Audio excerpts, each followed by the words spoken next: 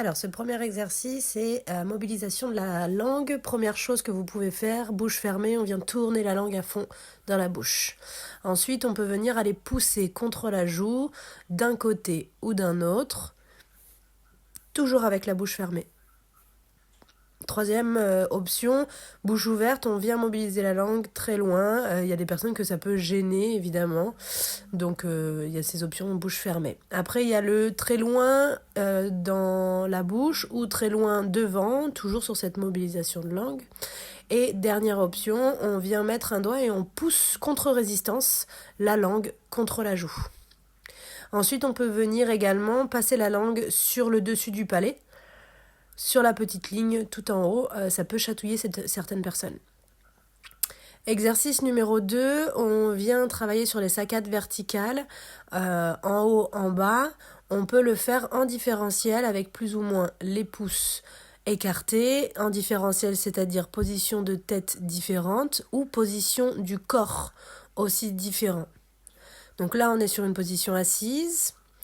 On va pouvoir potentiellement aussi passer sur des positions sportives dans des mouvements où il y a un peu de difficulté. Donc on peut aller sur du squat ou de la fente.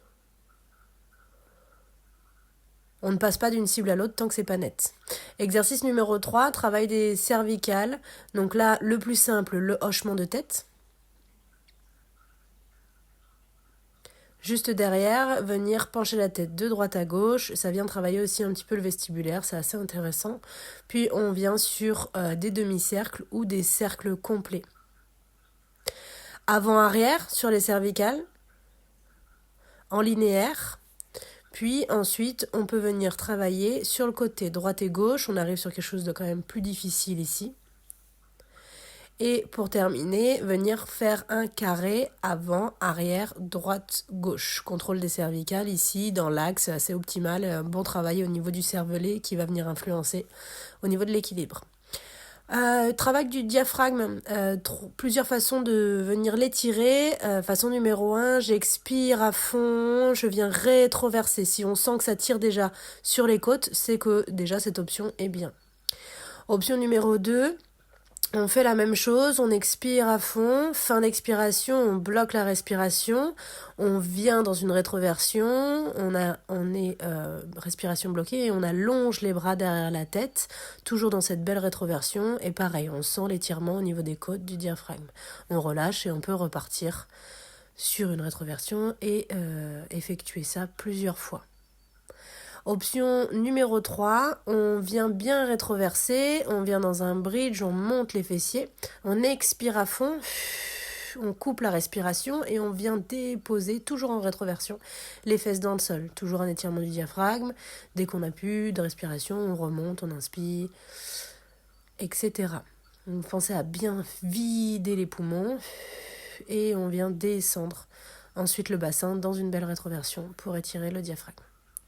Et puis dernière option, si vous voulez encore plus d'intensité, on va faire exactement la même chose et expirer, descendre, puis lever les bras au-dessus de la tête. Ça, c'est l'étirement le plus puissant au niveau du diaphragme.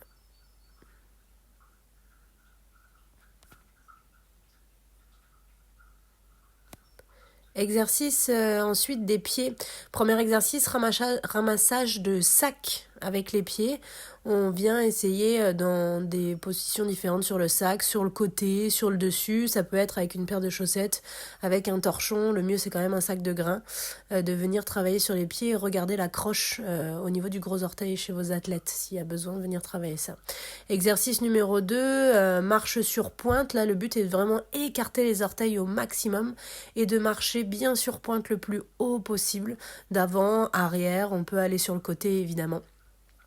Ensuite, on va venir, exercice numéro 3, faire un déroulé de pied, talon, côté, jusqu'à l'orteil. Pour des gens qui, dans des positions sportives, ont du mal à ancrer le gros orteil dans le sol. Je pense à des fentes, je pense à des squats, je pense à la course, etc. Et dernier exercice, en différentiel sur les pieds, petit saut. Et là, on pose les pieds dans n'importe quelle position, à droite, à gauche, on croise. Et on essaie de venir travailler sur l'assouplissement du pied, toute la chaîne postérieure. On continue sur l'exercice de coordination respiratoire. On met la personne sur le dos pour commencer, les jambes bien pliées, le bassin neutre. À l'inspiration, on va venir creuser le dos et ramener le menton. Le regard est bien fixé vers le plafond. Expiration, on vient en extension dans la tête, on écrase le dos dans le sol. Attention au niveau des yeux, là, de bien fixer un point. Ne pas les laisser soit fermer les yeux, soit bouger les yeux dans tous les sens. C'est très important, ça vient activer le RVO, réflexe vestibulo-oculaire. Donc on a vraiment besoin de ce point fixe. Cette réaspiration coordinatoire, quand vous voyez que le bassin et la tête et la respiration fonctionnent bien, vous pouvez les travailler dans différentes positions. Sur le dos, sur le côté, en position de ramper.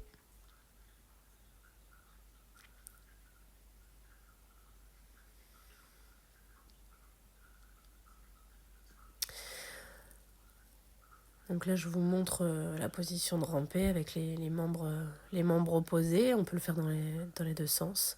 Ensuite, on va avoir le quatre pattes. Puis la position assise ou alors en équilibre fessier, avec les pieds hors du sol. Donc là, on est d'accord qu'on avance dans la motricité. Ensuite, on va avoir la position de chevalier et servant, qu'on peut travailler, qui est assez intéressante aussi. Puis la position debout, et on finit avec la position sportive.